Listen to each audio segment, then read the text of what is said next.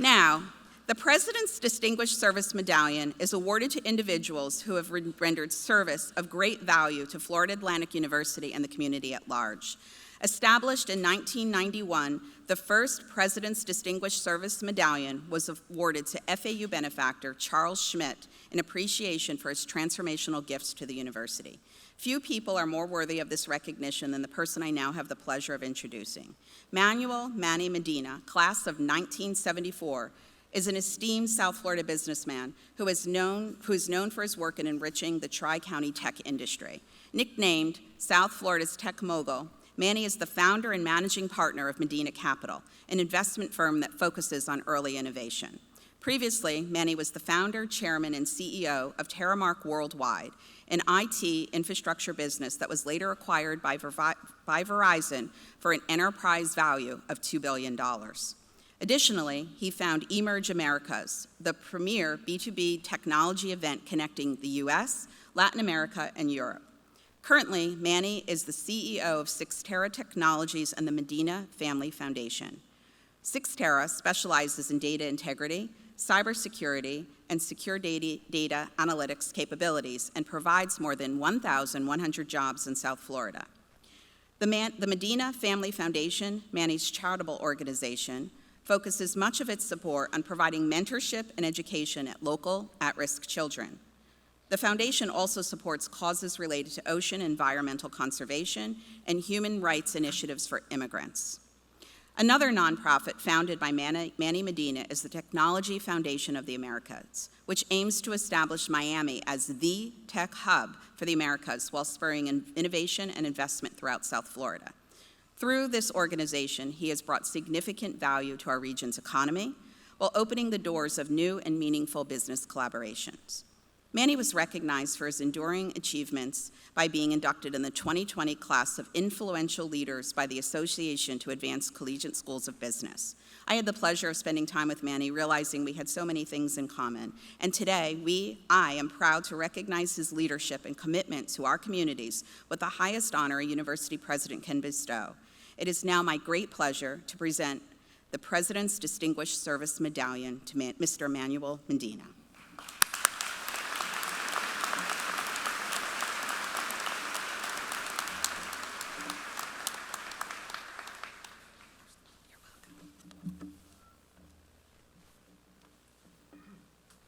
Wow. Anything I say after that, it's going downhill. So maybe I quit while I'm ahead. It's kind of a little bit surreal for me to be here today because it's kind of as I was thinking about driving up here today, I was thinking when I lived here on campus that how does this happen? You know, that this poor Cuban refugee kid that actually ends up coming to FAU ends up speaking today and getting the medallion, right? I was feeling emotional, and I hope you forgive me for that, because it's a testament to you guys that you see anything is possible. In my wildest dreams, I never expected to be here addressing you today, and it's really, truly an honor for me to be here and for this recognition. Now, having said that, President Volodnik commanded me to have fun, so I am going to have fun. Are you guys going to have fun today? Tonight? Hell yeah, you're going to have fun tonight. By the way, this campus has changed a little bit since my times here. It's grown. When I lived here, nothing happened. I mean, basically, literally nothing happened. I mean, the two exciting things that happened here was the Dolphins cheerleaders used to come here and use the campus to practice. That was pretty exciting. And then there was behind here, the IBM campus, and we used to see these men, mostly men, with white coats, lab coats, and we were petrified of them because we had this saying that they had some labs back there, and somebody was going to disappear. So those are the two most exciting things that would happen on campus at the time. Certainly it's changed since I was here. I went to here business school. I graduated with an accounting degree and became a CPA, started my career working with Pricewaterhouse. Dean Robert knows this because I've told him many times that the best two decisions I ever made in my life was one to become a CPA and go to work for Pricewaterhouse, and the second one was to quit, in that order, right? Basic. Now, don't take this wrong, because there's nothing wrong with being an auditor in a Big Four today. For me, it just wasn't a choice. It was actually kind of interesting because the reason I'm here today is because I owe it to my mother, who still gives me a hard time. I mean, if I don't call her by 7 o'clock tonight, so basically. But my mother had the courage, and my father, but they had the courage to put me and my sister, I was 13 years old, on a boat and bring us to this country, the greatest country in the world. I've always questioned.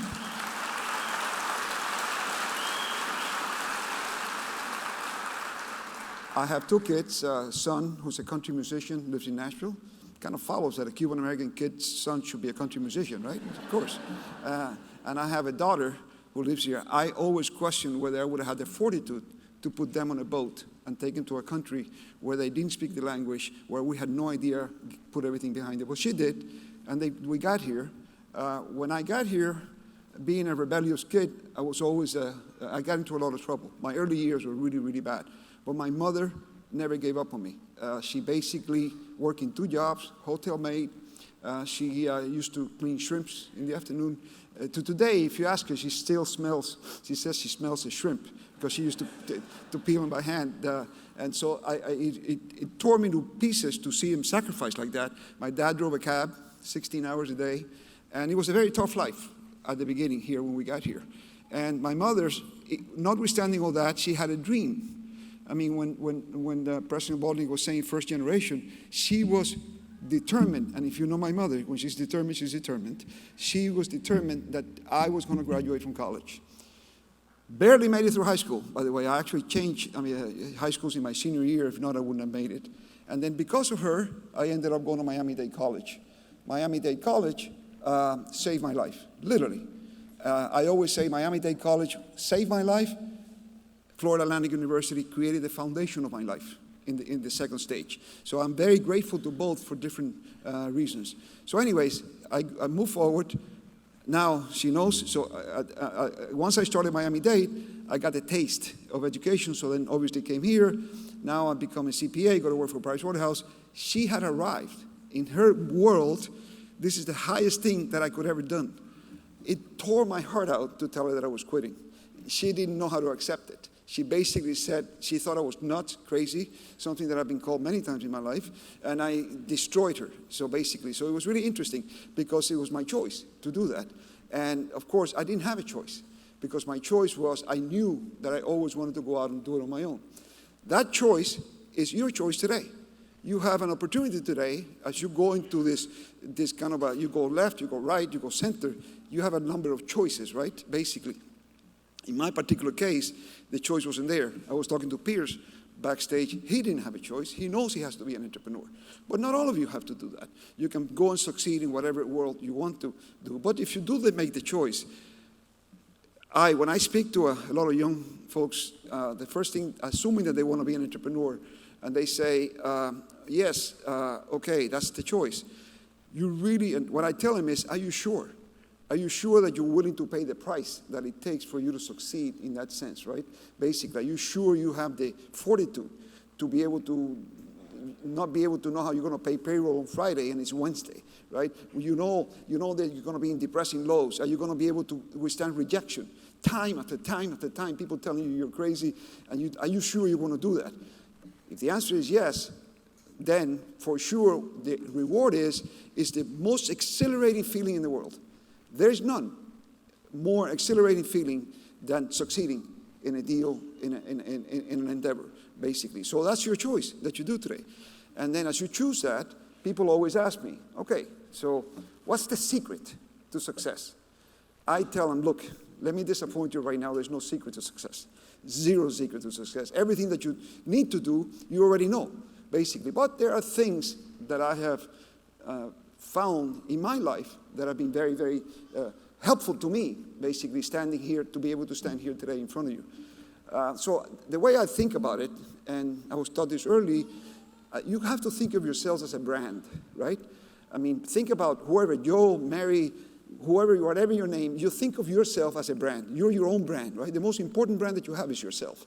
Why do you buy things? And why do you go and buy a certain brand? Because you trust it, right? You trust that brand. When I travel to any city, my assistant always, if I haven't been there before, she always books me at Four Seasons. Why? Because I trust it. I know that everything is reliable. So the most important thing that I think you need to do, one of the most important things, is become reliable. Make sure that you have that people know that they can rely on peers, that people know that your word means your word, that you're always going to be in time, you're going to be respectful of people. So if you become reliable and somebody has an opportunity, who are they going to bring it to? To the person that is not reliable, that they don't trust, or they're going to bring it to you? So you start guarding your brand around, and you become kind of a very reliable person, and things begin happening in a positive way, right? Something else that folks ask me, and it's all related at the end of my talk. It's all related to your brand, right? Is okay. So what role does luck play? Is luck a factor? No question that luck is a factor, right? I mean, basically. But I got to tell you something. The harder I work, the luckier I get. No question about it, right? Basically, there is absolutely no substitution. I heard a story once, and it kind of demonstrates luck, and that is there were two folks that worked in a factory, two guys, and they had a raffle, and the raffle was that they were going to give $1,000 in coupons for them to go bet at the horse races. So and they won. They both won $1,000, and one of them, none of them had ever been to a horse track, and one of them said, "Man, I better learn about horses."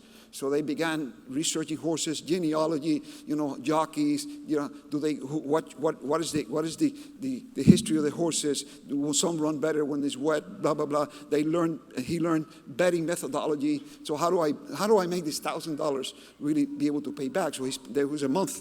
He spent a month ingesting all this and was really, really prepared. Showed up at the track, and of course had a betting methodology, ended up putting some to show, some to place, etc. Ended up winning around $2,800 out of $1,000. Did pretty good, right? And he was very satisfied. The other guy didn't do anything. Basically, he said, I'm going to be rich.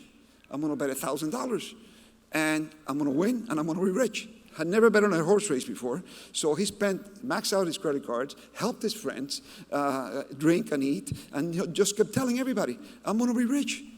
The day of the race comes, and of course he has no idea what he's going to do. So he gets up in the morning, and he typically gets up at 6, and today he got up at 5:55. He takes the bus, and he sees that it's route number 5. He says, wow, like tomorrow is Cinco de Mayo, it's 5-5. So anyway, so he gets this thing. He says, this is a signal from above. 5, that's what it is. So he goes and bets the $1,000 in number 5 to win. You know what happened? Came in 5th place. Anyways, I tell this story because luck is you create it. There's nothing like hard work. I love the saying, Will Smith, I will die on the treadmill. If you've never seen it, see it, okay? Basically, what it means is you may be richer, you may be better educated, you may be better looking, you may be funnier than me, but nobody is going to work harder than me. And he says, you get with me on that treadmill, okay, and you're either going to get off that treadmill before me or I'm going to die. There is no in-betweens. And I feel the same way. Hard work, there's no substitution. Preparation, get ready, spend the time. Today's easy. I mean, it was very, very difficult when I was here and I had to go look for microfish and do all this stuff. Today, you're a few clicks away. So hard work, there's absolutely no substitution. At Emerge Americas this year, that FAU was a proud participant. One of the keynote speakers was Tom Brady, and which I enjoyed, really, really enjoyed, because, sometimes you see a jock like this and you think they're born like that, right? And he's not. He was a mediocre athlete. He barely made it. He barely got recruited by Michigan, and then he got to Michigan, he had 6 other people in front of him. But he was relentless. He would practice in front of a mirror 24 hours a day. Hard work, hard work, hard work. So there's no luck, obviously plays a factor, but there's nothing like hard work. Something else that I think is very important is your curiosity. Become an interesting person. Now, by the way, I say this with humility. I'm not trying to imply that I'm an interesting person, but all I'm saying is, if you go out there, I'm an insatiable learner. I had the opportunity to travel a lot during my business career, and every country that I went in for business, I would try to learn the culture. I actually speak French. I learned how to speak French because I was spending a lot of time there. And when I was in the Middle East, I learned enough Arabic to be cute. In China, the same thing. I'll go to the mosques, and I go to the churches, I go to synagogues, and I try to take in the culture, become really immersed and interested in what's going on around the world. You're a finance major today. If all you want to talk about is algorithms and accounting and stuff like that, you're going to be very boring. I assure you that. Get out of this world and become very, very curious and dream, right? Dream. Get away from the video game or from your device. Nothing wrong with sitting around and dream. I used to dream a lot. When I began, turned my life, and while I was here, I began devouring all these high finance novels, right? And everything happened in Europe, and everything happened in La Tour d'Argent. It was a very famous restaurant where all the billion-dollar deals were made. And I was reading all these novels. You know, everybody had a presence in Zurich, and they would go shopping in the Bachelor. And as a poor kid that didn't have any, had gotten student loans and grants, but you know what? I scraped enough money, and I took everything, and I bought a 90-day Eurail pass. And I bought the cheapest airline ticket. I had never flown an airplane, ever. It was my junior year here. And I bought the cheapest ticket to Europe. I ended up landing in Luxembourg. And 90 days, I tried to time it so I would sleep a lot of times on the train itself. And then Europe is very friendly for young folks because you have the hostels at the time. Today you have it online. There you go to the train station, you know, and they have all kinds of signs so you could go in and sleep in somebody's house. So anyways, but I was out there. I remember I walked up to the Tour d'Argent. Of course, I couldn't afford even stepping on the door, but I stood there and I said, you know, I'm going to come back here one day. I'm going to come back here without a reservation, right? And I'm going to get in there and have a meal. I walked down in Zurich as a young kid, and I was going up and down the Bauhausstrasse. I said, one of these days, I'm going to come shopping here in all these shops. And I dreamed. I envisioned it. It's funny, when Tom Brady was telling his story, he didn't even know how to throw a football. So he had this coach, Martinez, who helped him a lot. He said he would sit and practice, and then he would imagine himself, I'm going to be in a Super Bowl. I want to throw a touchdown, and himself. And he kept saying that my Super Bowl was exactly that. From a young, and I did. I spent 3 months in Europe. It changed my life, by the way. Totally changed my life. So that curiosity is something that really goes with you and stays with you. The last point I'll make is one that is totally 100% in your control. Very difficult, the most difficult. And that is your attitude. Your attitude is everything, basically. It's very difficult because it's very difficult to maintain a positive attitude. Bad things are going to happen to you. I guarantee it's a yin and the yang. The worst has to happen for the best to happen. You understand that eventually. You understand that when something bad happens to you, it has to happen. And basically, it took me a while to understand that. For me, I mean, no question that every time that something that I felt was bad happened, it ended up being the best thing that happened to me.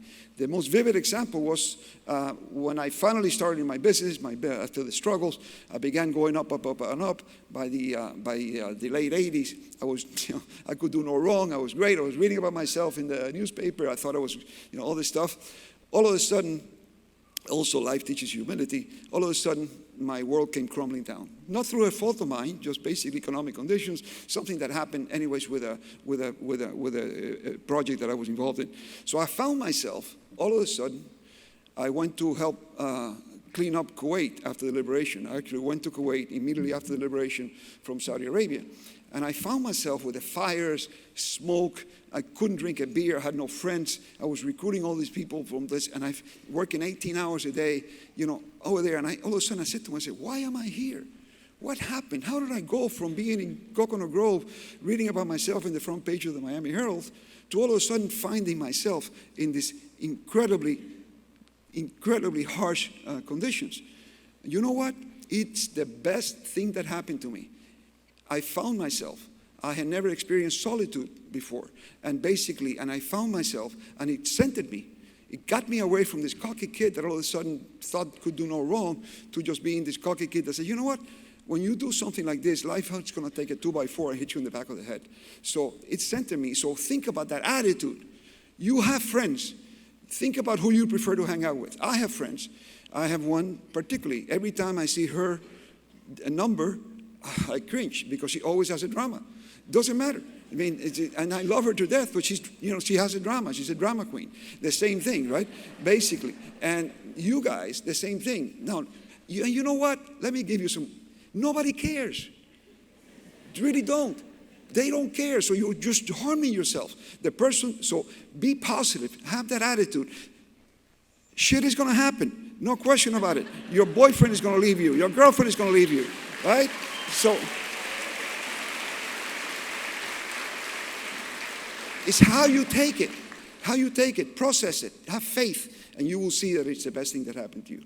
So anyways, look, this is a big day for you guys. I'm telling you this few snippets with the most humility. If you retain any of this and it helps you, I've done my job. I'm internally proud for having received this award, for being back here on campus in this situation. And I want to leave you with a thought that I always do, that I say, when I arrived in this world, I was crying, and there were a lot of people around me laughing, right? I want to leave this world where I'm laughing, and there's a lot of people around me crying, right? Because I've helped them all. So thank you, and good luck to all of you. Thank you.